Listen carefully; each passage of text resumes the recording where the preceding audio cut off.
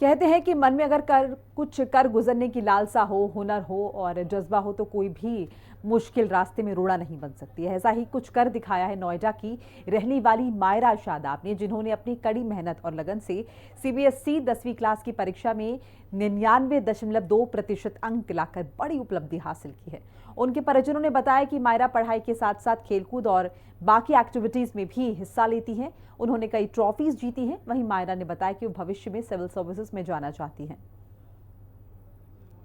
मायरा के नाम पर तमाम ट्रॉफीज़ भी हैं, क्योंकि वो पढ़ाई के अलावा दूसरी एक्टिविटीज़, चाहे स्पोर्ट्स हो, सिंगिंग हो या फिर दूसरी को करिकुलर एक्टिविटीज़ हो, उसमें भी बखूबी पार्टिसिपेट करती हैं। और ये तमाम ट्रॉफीज़ उनका जीता जागता उदाहरण है। एमिटी स्कूल की पढ़ने वाली मायरा शादाब ने बताया कि किस तरह से कंसिस्टेंट होकर के उन्होंने ये मुकाम हासिल किया और अपना मेन जो सपोर्ट सिस्टम है अपनी मम्मी को बताया। उन्हीं की मम्मी हमारे साथ मौजूद हैं। मैम, बहुत बहुत स्वागत है आपका।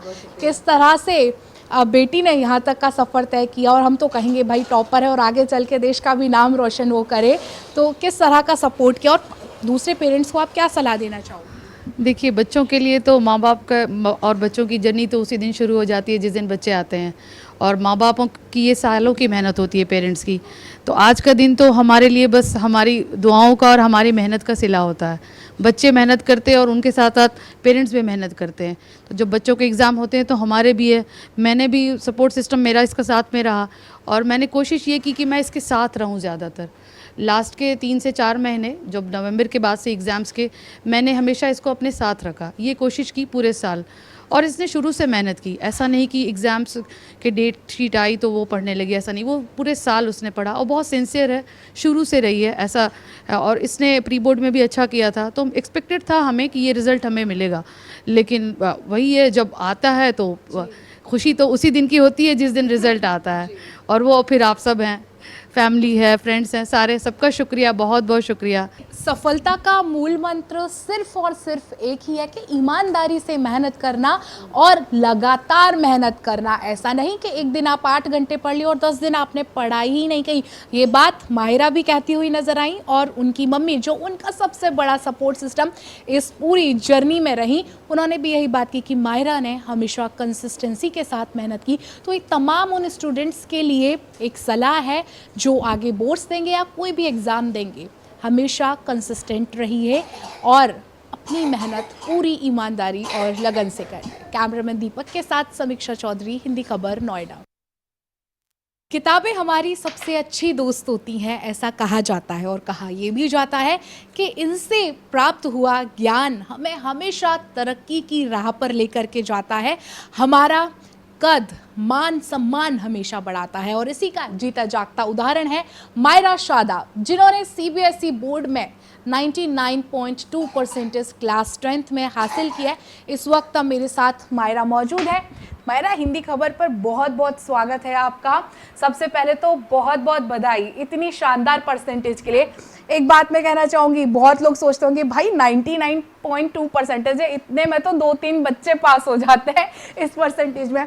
कैसे तैयारी करती थी, कितना चैलेंजिंग था, सोचा था इतनी परसेंटेज आएगी?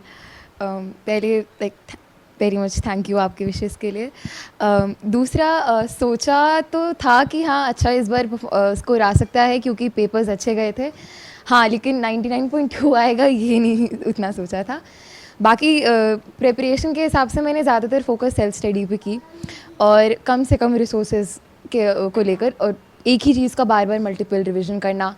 अपनी राइटिंग प्रैक्टिस मैंने इम्प्रूव की ताकि मैं टाइम ढंग से मैनेज कर पाऊँ, पेपर वेल ऑन टाइम में कंप्लीट कर पाऊँ, और प्रेजेंटेशन स्किल्स, आंसर शीट की होना काफ़ी ज़रूरी है, तो उसके लिए हैंड राइटिंग प्रैक्टिस करना। हाँ। मन में ये सवाल होता है कि कितने घंटे टॉपर पढ़ते हैं, तो ये टॉपर कितने घंटे पढ़ते हैं? मैंने कभी एग्जैक्टली घंटे तो नहीं गिने, बट मैं ये ज़रूर at the end of the day वो कर लेती थी कि आज मैंने इतने इतने टॉपिक्स कवर किए हैं और इतना आगे मेरा प्रिपरेशन चल रहा है, कितना पेंडिंग है और कितना मेरा आगे करना है, उस हिसाब से मैं अपने आवर्स डिवाइड करती थी। काउंट तो नहीं कर पाई।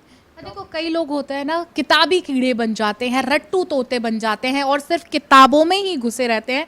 तो किताबों के अलावा भी कोई दुनिया बनाई थी या बस किताबों में ही सीमित होकर रह गई थी?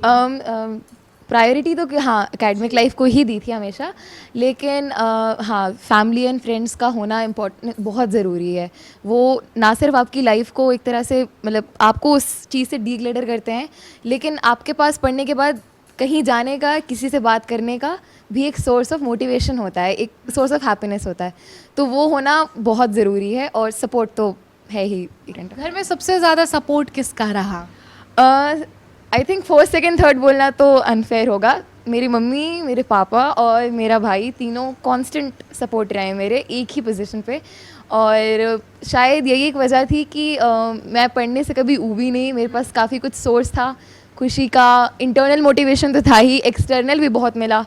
सो आई कई थिंक स्टूडेंट्स सोचते हैं कि हमें ट्यूशन क्लासेस भी लेनी चाहिए, तो उस बारे में टॉपर क्या कहेगी? देखिए ट्यूशन क्लासेस होती हैं एक एक्सटर्नल सपोर्ट के लिए होती हैं। जो पहली चीज़ होती है, प्राइमरी चीज़ होती है, वो हमारी अपनी प्रिपरेशन होती है।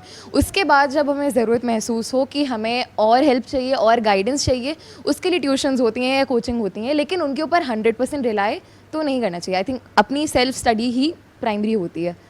क्या कौन सा करियर मतलब प्रोफेशनल तौर पर परस्यू करना चाहोगे? प्रोफेशनल तौर पे मेरा चाइल्डहुड इंक्लिनेशन जिसे कहा सकता है वो हमेशा से सिविल सर्विसेज रहा है, लेकिन फ़िलहाल एकेडमिक पॉइंट ऑफ व्यू से मैं साइंसेज को ही देख रही हूँ। तो ये थी टॉपर माहिरा शादाब हमारे साथ में, जिन्होंने बताया कि कड़ी मेहनत से और कंसिस्टेंसी के साथ में डेली पढ़ाई करती थी, और आगे की अगर बात करें तो फिलहाल मेडिकल लाइन परस्यू करना चाहती हैं, उसके बाद सिविल सर्विसेज की तैयारी करके देश का नाम और रोशन करना चाहती हैं। कैमरामैन दीपक रामपाल के साथ समीक्षा चौधरी, हिंदी खबर, दिल्ली।